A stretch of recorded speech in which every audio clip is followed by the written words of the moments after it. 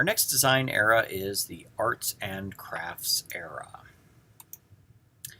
This era spans from about the 1860s to the early 1900s, so it overlaps with much of the Victorian era that we previously looked at, and was very much a reaction to Victorian design elements that we saw then. Uh, they were reacting to what they called the impoverished state of the decorative arts. Um, they emphasized traditional craftsmanship over mechanized and commercial aspects of Victorian design. Ironically, this was a movement that saw a great deal of consumer and commercial success. That's how these things tend to go. On the European side of this movement were a couple of standout individuals. The first is John Ruskin. He was a staunch critic of the Victorian era. He wrote about politics and economics, natural science, art, and lots of other topics. He was very much a cross-genre kind of guy. He probably would have made a very good IDS major. He was one of the first to write about what we would now call environmentalism. Sustainability and the importance of human craft were common topics for him in his writing. In his art, Ruskin's main works revolved around utilizing the handcrafted look and themes of the medieval era in Europe. He saw it as a nobler age than the one that he found himself in.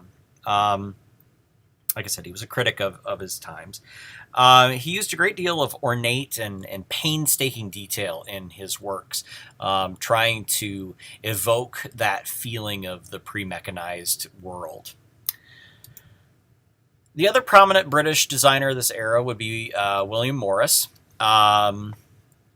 And again, he was a writer and artist and did quite a bit of work with textile design, actually. Again, he used more natural elements, trying to work against the mechanization of art and design that he saw happening in the Industrial Revolution in the Victorian era. In the United States, the giant standout individual in the arts and crafts movement is Frank Lloyd Wright. He was most famous for his architectural works and interior design.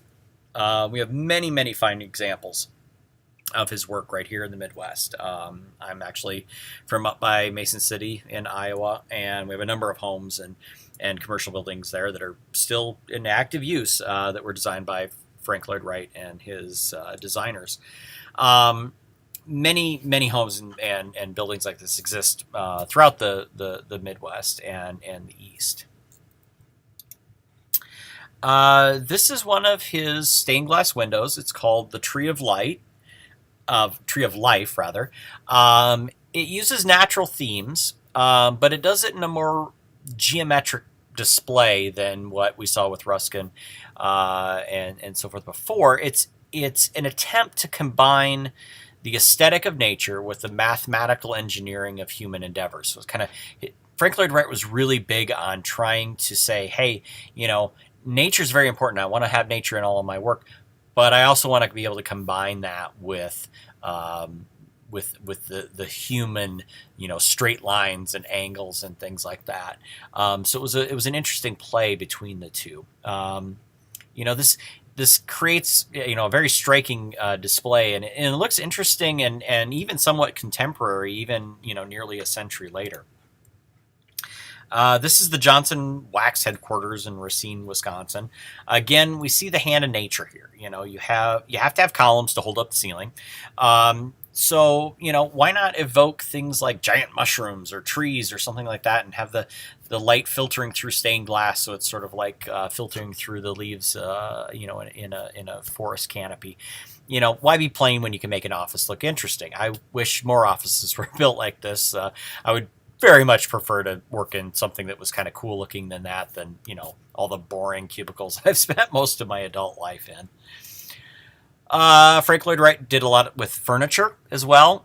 We actually have many examples of this style on the UNI campus. In Lang, there's some excellent examples, and many of the other buildings as well. One of Frank Lloyd Wright's most famous houses is one called Falling Water. And it really does seem to grow from its environment, even though it's these very, straight lines and right angles and so forth, it fits within that spot. It feels natural. It feels as if it could have grown from that spot. There's actually a stream that you see in the picture that actually flows through part of the, underneath part of the house. It's just a fascinating building and wonderfully well executed.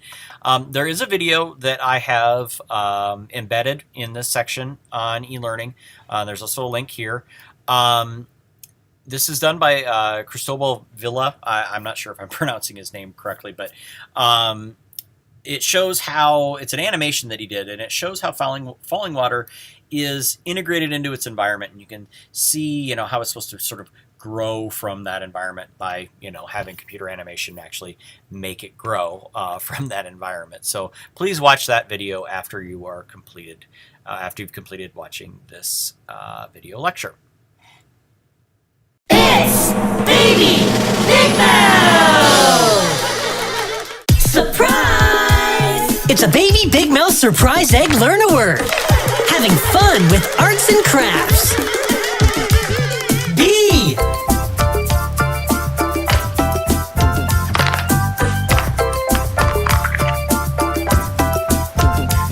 T.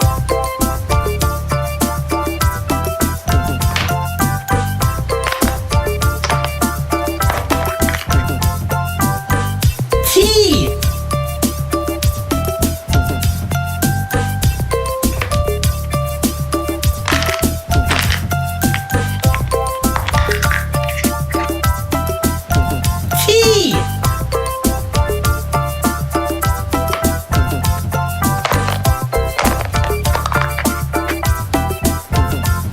O.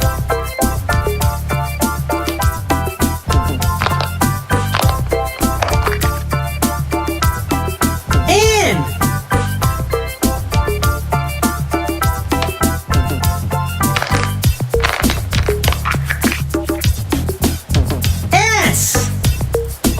And what's that spell? Buttons. B. U. T. T. O. N. S. Buttons. Now for a spelling surprise. Surprise! Disney Frozen.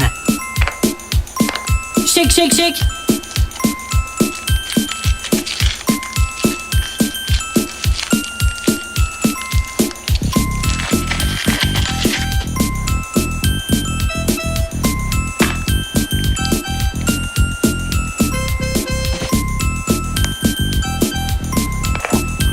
Pop. Disney Frozen. Fun figurines? Whoa. Marshmallow.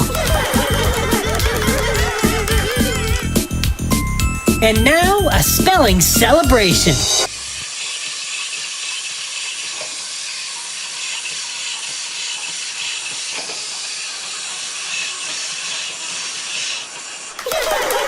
Thanks for cracking us up.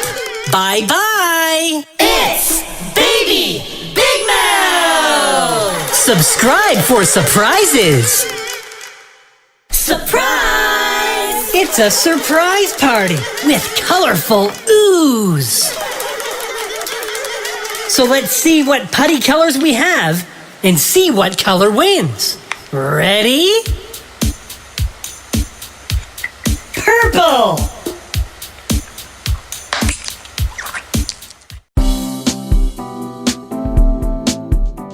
A lot of the main things are framing and engraving. There are big sellers and woodshop as well. We also do the store. We offer cake decorating classes. We offer pottery classes. We do the ceramics. It's something that families can come do, but it's also something that a single soldier can come do. And even if you don't feel like you're good at it, it still can be an outlet.